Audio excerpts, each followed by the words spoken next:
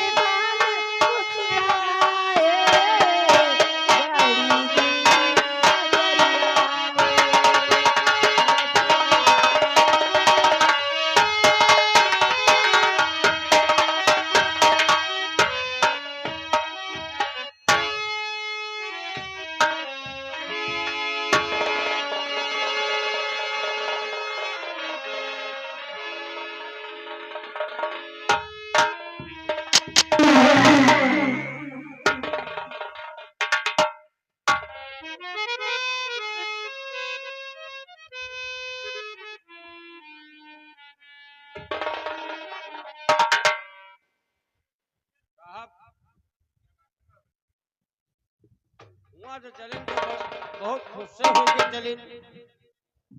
बात क्या हुई? बात यही है, आवा साहिबाइन से पहले लगी कह रहा तो साहिबाइन कहा थी महाबली घुस रहो। सिपाही महाबली, हाँ? तुम्हें सुनाई कम पड़ता है क्या यार? तुम्हारी साहिबाइन ने कहा है कि महाबली खुश रहो। खुश रहो। जी हाँ। कमला और बिमला, ये मालिक। आप लोग बंगले के अंदर जाओ और हमारे और महाबली के लिए कुछ चाय नाश्ते कर दो। क्यों नहीं मालिक? पर मालिक, आप जब कभी ड्यूटी पर से आते थे तो हम दोनों बहनों के लिए कुछ खाने पीने के लिए लाते। आज नहीं लाए थे मालिक। कमला और बिमला, आज हम जब अपने बंगले की तरफ आ रहे थे तो मैंने सिपाही महाबली से कहा कि कमला और बिमला के लिए कुछ खाने पीने की चीजें ले लो। इससे संपर्क करो, देखो क्या लेकर आया तुम। महाबली, अरे ओ महाबली, अब कहाँ चली? ये पहले बताओ, हाँ ड्यूटी पर से आए हो, होगा ये पैर में क्या हुआ? पैर में हाँ, हम कहे कि पैर से का मतलब, पैर में गोली आए लाग गए कैसे? हैं? कैसे? अरे लड़ाई करत है न और कैसे हैं? हैं पेड़ डावा। ये पहले बताओ, सब बातें छोड़ो। हाँ हमारे दोनों बहनों के लिए क्या लेकर आए हो? तुम्हारे बड़े हाँ, हाँ। लाए हैं।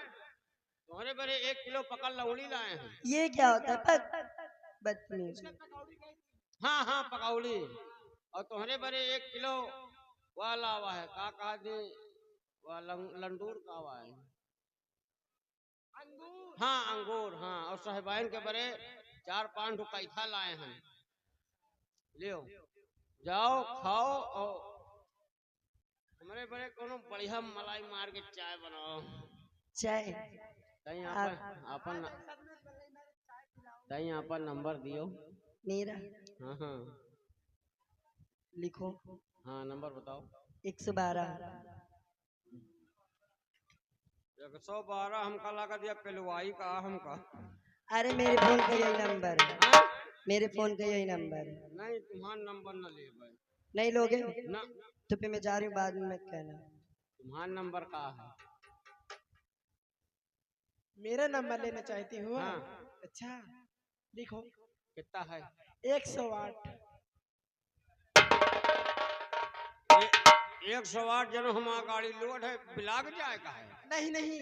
नहीं अब तुम्हारा नंबर न ले भाई। अच्छा अभी चाय बना के लेके आती हूँ, हाँ। तुम्हें पिलाती हूँ। बढ़िया मलाई मार के चाय बनाओ। मलाई मार के ऐसा पिला दूंगी ना, हाँ तुम याद करती चलोगी। अरे हम जिंदगी भर याद है करब, खाली तुम चाय बना के हमको पिला दो बस।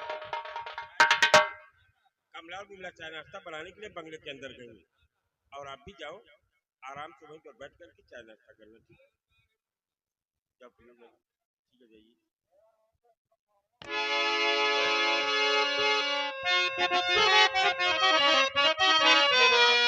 तो प्यारी उर्मिला इस घड़ी हो तू बहुत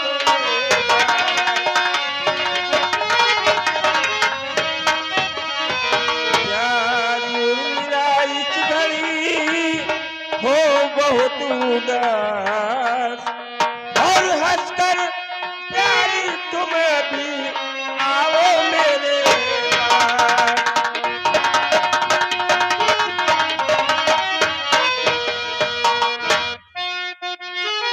स्वामी जीत में नहीं है चिंता की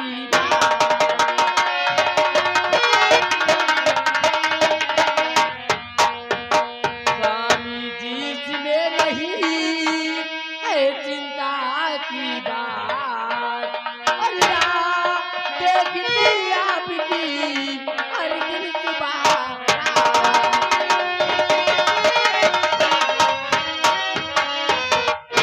स्वामी जी, इसमें चिंता की कोई बात नहीं है। बस आपकी रास्ता हमेशा दिन रात देखती रहती हूँ। और आपको शायद ही मालूम है कि आप तो जानते हैं कि आप ड्यूटी पे चले जाते हैं और कमला और बिमला अपने अपने कार में लग जाती हैं और बेटा दीपक वो कॉलेज चला जाता है। सिर्फ अकेली मैं रह जाती हूँ। बस यही बात मेरे दिल में चिंता लगी रहती है, कोई बात नहीं है। लेकिन आज आपने मेरे बेटे दीपक का नाम लिया और मेरा बेटा दीपक आज अपने बंगले पर दिखाई नहीं पड़ रहा है। आखिर वो है कहाँ पर? स्वामी, अपना बेटा दीपक कॉलेज से बंगले पे आया है, वो कपड़ा चेंज करके आता ही होगा। आइए हम अपने बेटे दीपक के आने का इंतजार करते हैं। जैसे आज्ञा स्वामी।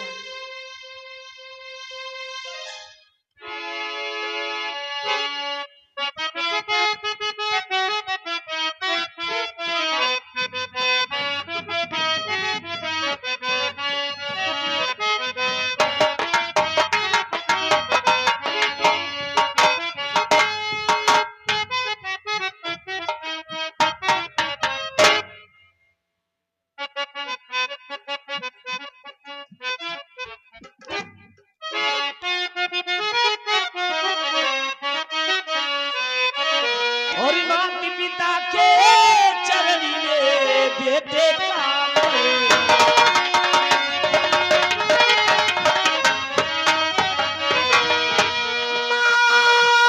पिता के चरण में बेटे का परिणाम। अरे माता पिता के चरण में बेटे का परिणाम। और चरणों में जीवन बीते सजने हो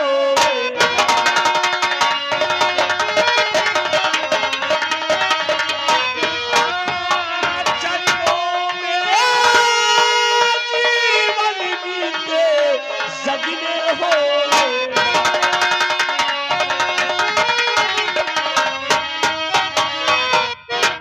और जुग जुगी बेटा तुम जियो रहो सदा खुशहाल।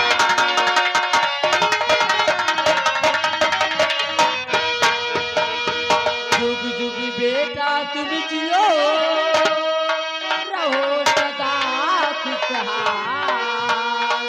और तेरी सदै मनोकामना कौन होए तक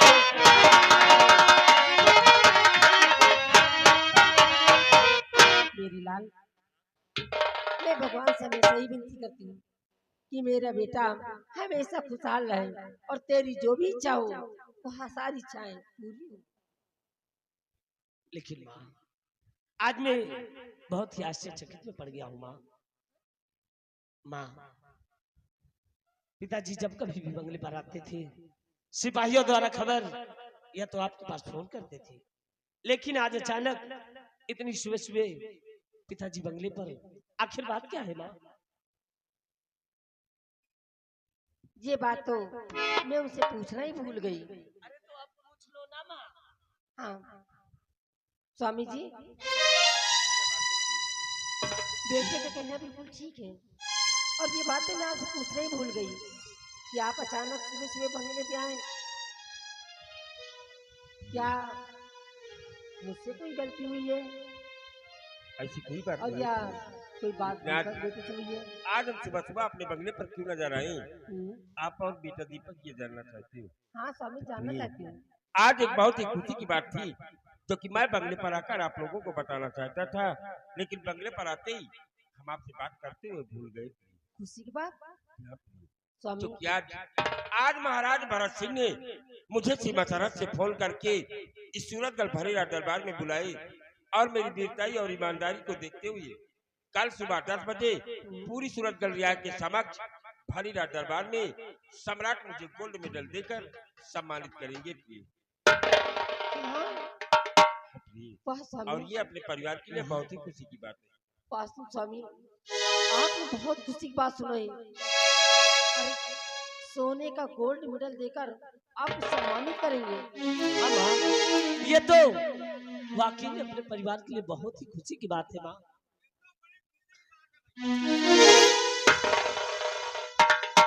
तीन दिन से खुश सन होगा। इतनी बड़ी खुशी है हमका कि कल भरे रात दरबार में साहब को पूरे प्रजा के सामने इतना बड़ा सम्मान देकर क्या देंगे सिपाही महाबली? इतना बड़ा सम्मान। एक थप्पड़ मारूंगा साले मुंह पीछे हो जाएगा।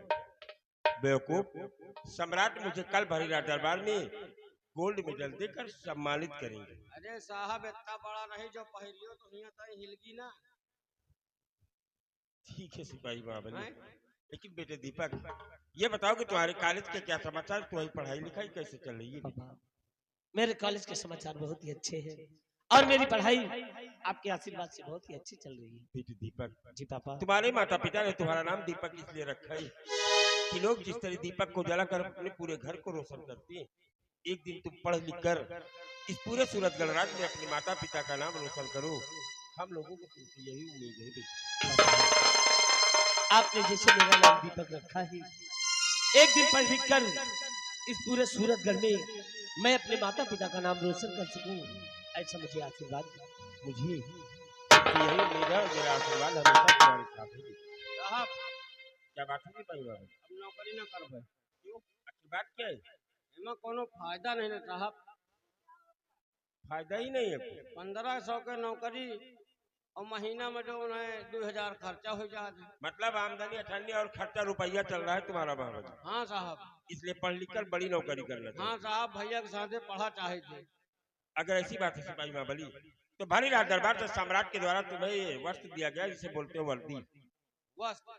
जी हाँ, इस वस्त्र को ले जाओ, वस्त्रालय में जमा कराओ और कंधे पर तुम्हारी टंगी हुई बंदूक जिसे बोलते हैं शस्त्र, शस्त्र को शस्त्रालय में और वस्त्र को वस्त्रालय में जमा कर रखी स्कूली यूनिफॉर्म पहनकर आकर दीपक से संपर्क करो। ठीक है? वस्त्र का वस्त्रालय में जमा कर दी और शस्त्र का शौचालय में। शस्त्रालय में। अच्छा, शस्त्रालय में। और ठीक साहब। माँ, माँ मेरी बात सुन, मैं कॉलेज जा रहा हूँ माँ, और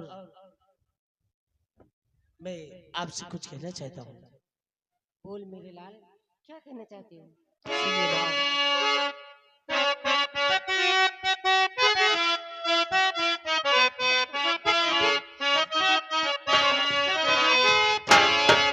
अमृत के धारी केहू के तीनों पी